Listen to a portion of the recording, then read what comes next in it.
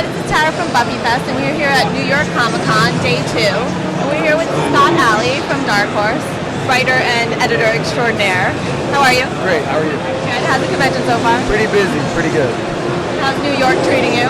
Good, I haven't gotten out as much as I'd like, but I got out one night till 5, so that was good. That's the party. So, Season 8, writer, how's it going? It's going all right. It looks like people don't hate it any more than they hate what I usually do, so it's good. Now that you're officially the writer, co-writing, how do you feel how different is it from editing? It's really just like a different spot on the spectrum. It's like I'm very involved in the creation of the thing anyway. It's more work, it's a little more work, but it doesn't feel fundamentally different. So, the characters, did you find any specifically difficult to write? Buffy's dialogue is the hardest thing for me. Buffy herself and Willow are difficult. The other ones, not so much. The other ones I felt like I could get into pretty easy. In terms of like their motivations and their actions and everything, I was already, there with them. But yeah, the voice, getting Buffy's lines right, getting Willow's lines right is a real chore. How about any favorite characters now that you've written? It's gonna sound like pandering to the people that I need to pander to, but writing Spike was really fun, and like I did find his voice pretty easy to get. I went back and I rewatched a lot of season 7 again, which I had done that when I first like outlined the last 5 with Joss, but then when I was actually scripting each of these issues, I went back and watched a bunch of season 7, got Spike's voice ringing in my head, and I couldn't get that with Buffy entirely, but I managed to get it with him pretty well. Giles was somebody I always knew I would like writing, and writing him was just like the way that I can hear like Tony Head's voice in my head made it really easy to write his dialogue. And like Warren and Amy were fun. I don't know if any of my stuff with them is out yet, but writing the little bits with them was fun and super easy, like because they're just awful, They're especially awful to each other, and that was fun. Now, specifically 37, what changed a lot when you were working with Joss? Like, what was the first draft like? Well, the way the script went, he wrote the first 7 entirely on his own, and then I wrote the rest of it. Structurally, there were some changes. We had an outline. I wrote a first draft based on the outline, and one thing is that it's been my inclination to want to explain stuff, and he helped me cut back on that and figure out a structure that would move the story forward in a more plot-driven way. No fundamental changes, but just focusing a little bit more on keeping the plot moving forward rather than having characters sit and restate things that we thought were making sense, but readers have asked a lot of questions about. So, we're still putting a lot. They ask a lot of questions. They ask a lot of questions. So like information. Yeah, and so it comes down to him trusting the readers and me having this tendency to over-explain. Now, did he make any decisions in these last few issues that like really surprised you? Him?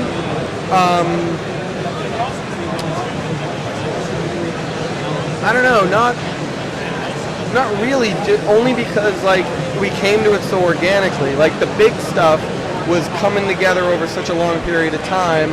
There's not as much surprise involved, You've known about it for a while. Yeah, it's like whenever Mike Mignola turns in a Hellboy script, he's like, "What'd you think? What'd you think?" I'm like, Mike, we've been talking through this story for 3 years. Like, it's good, I love it, but I've loved it for 3 years, So there's usually if I'm doing my job right, when I'm reading a script, there's not a whole lot of surprises for me, So issue 39, we asked Sierra when we interviewed her to describe it in one word, and she said ill. What's your take? Yeah, well, that's funny. That's a great word to throw in there. It's it will make some people ill. I think it's a good climax. I think we hit it hard at the end, and ill. Yeah, if I had to pick a word,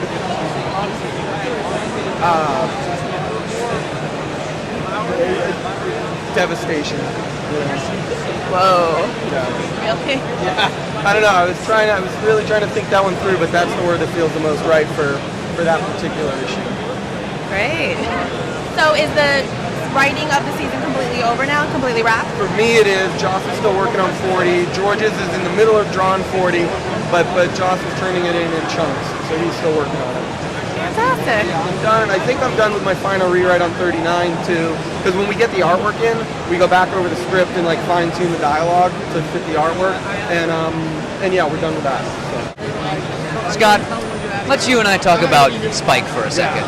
So, it's no secret that in issue 37, one of the things that fans liked most was some of the interactions between Spike and Buffy, specifically the fantasies that she had. Right. I just want to know, whose idea was that, yours or Joss's? That's entirely Joss's.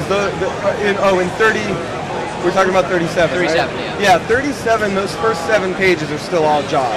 So that bit right there, everybody's favorite part, yeah, that's entirely Joss. When you guys had that meeting, do you remember what the motivation was, what the germ of that idea was for that scene? Well, part of it was, we've been saying that we are going to be respectful of the Buffy Spike relationship. We're not satisfying like that segment of the fan base in part because we don't have time for them to really deal with stuff that they should have dealt with already. We don't have time to do it because the story's moving too fast forward. So they don't get the time to really have the reunion. So. The first issue, I think it was the very first issue, had the thing about Great Muppety Odin, I missed the sex. And, she hasn't been talking about it that much, but she missed the sex. And we've gone back into it in the last 10 issues. Good man. All right. I want to ask you about the end of 37. So if you haven't read 37, plug your ears. The creature that we see, that sort of the representation of the Twilight universe, it looks kind of like the tattoo on Angel's back. Was that intentional? Not going to answer that, but did you have they noticed that they've seen that exact thing before? Yeah. So the lion first appeared back in Brian K. Vaughan's art as a big green flaming lion with yellow word balloons saying "The Queen is dead, long live the Queen." I completely forgot about that. I will have to go back to the trade and reread that thing. I wanted to ask about. I know that season 9 is a ways off. Right. However, now that you're going to have the Angel license back, are we going to get a chance to see Buffy interacting with any of those Angel characters like Connor or Illyria? Yes. That is a great answer to that question.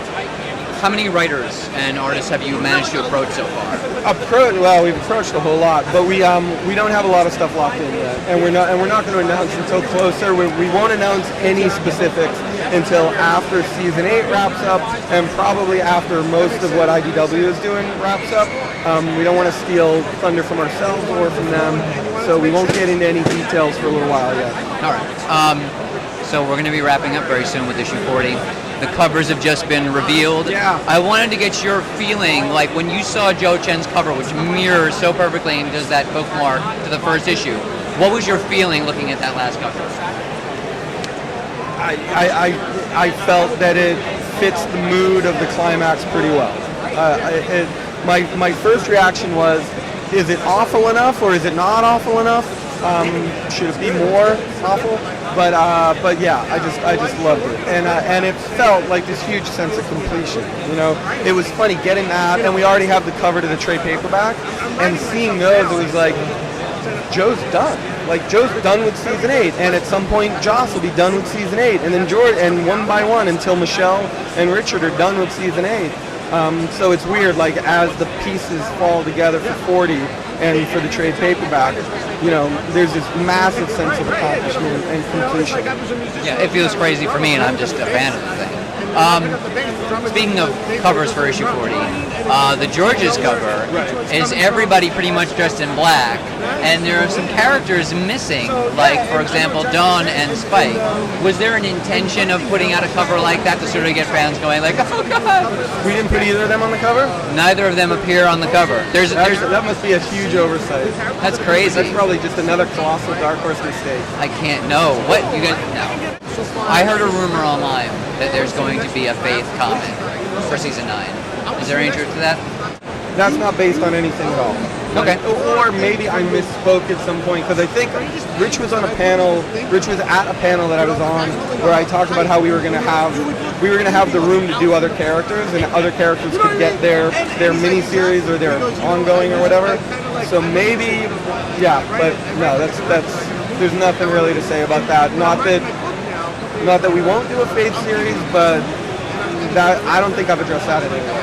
Okay. There's other characters I have talked about, and I don't think I've talked about them. I want to wrap by talking about the period that's going to be between season 8 and season 9, because just because there's no Buffy doesn't mean there's not a lot of people like Zach Whedon and Felicia Day. There's going to be Jed Whedon. Let's talk about what's going to be coming out in that intervening period. Right. Well, in April we're going to have a Dollhouse one-shot, and we're psyched about that. And that's written by Jed and Marissa and drawn by Cliff Richards, with a great cover that everybody's already seen. The great cover by Steve Morris that's being used for the Fox thing. We're also going to use that on the one-shot. But we're going to have another cover we're working on with a great artist who hasn't done anything in the Whedonverse yet, but he's perfect for it. So we're psyched to bring him in. We're going to do the Dollhouse one-shot for April, and then there'll be a mini-series shortly thereafter. So that's the big thing going on with Dollhouse. There's nothing right now planned for Serenity. You know, we want to get Serenity going, but we've got so much work wrapping up season 8, getting Dollhouse going, that we haven't devoted extra time to get new Serenity to follow Shepherd's book. But with Felicia, we're working on a bunch of one-shots. You know, we're doing the 5 one-shots, one for each of the supporting characters or ensemble characters. And what is it? Work comes out in December, drawn by Derek Robertson and written by Felicia and Jeff Lewis. And then next up is Tink, and I think we've already revealed. Oh, there's a cover we haven't revealed yet. We've got the Peter Bag cover with her furious and freaking out, and then we've got a more fantasy cover by an artist named Chen, who has done some art related to the Guild. He's going to be doing the cover for that one. And we've got a bunch of artists collaborating, because Tink doesn't share a lot about her life, and it turns out what she has shared maybe isn't all entirely true. And as we look into what we know about her life, we're going to see different versions of it, basically. And the Tink one-shot's really funny and really weird and like oddly heartwarming in the way that it finally gives you a little bit of a peek into Tinkerbella. Yeah, and then after that, I think we got Blades. Yeah, and Sean Becker is co-writing Blades. The director of the Guild is writing that one. That's awesome. I love the Terminator 1984 that's come out, the first one. What's coming out from Dark Horse in the next 6 months to a year, other than the stuff we talked about that you're really proud of, that you're really excited to see fan reactions for?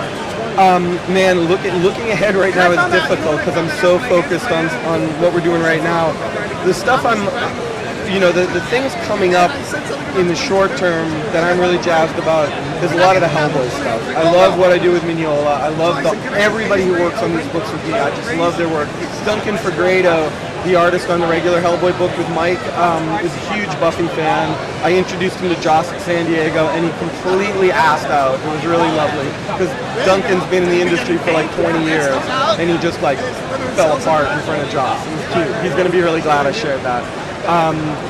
But Duncan is hard at work on the next arc of Hellboy. After Hellboy tore out his own eye to give it to a witch, we're wrapping up that big storyline. And the stuff we're doing with BPRD is a lot more kind of small human or inhuman stories, real character-driven fun stuff. And I love what we're doing there. And yeah, so much of my focus right now is on that, and properly wrapping up season 8 and doing the long-term planning for season 9. But we got a lot going on. We just got a lot going on, and a lot of really good stuff. Actually, a book that launches next week is Cull, written by David Lapham. David wrote the part of the Predator movie project for us earlier this year, and working with him was just a dream. So we pulled him in for some other stuff, and he's doing a really great, smart version of Cull, one of the creations of the guy that created Conan. Really psyched about that. And Let Me In. We've got a prequel to the movie that starts in December, and that's really good, gritty horror comics drawn by the guy who drew the Wash one-shot. I love the art on that book. Yeah, that guy's great, and he's going to be doing a lot of work for Dark Horse. And next up is Let Me In, and then we'll see what he does after that. Well, thank you so much, sir. All right, It's a pleasure as always. Really? Buffy Fest.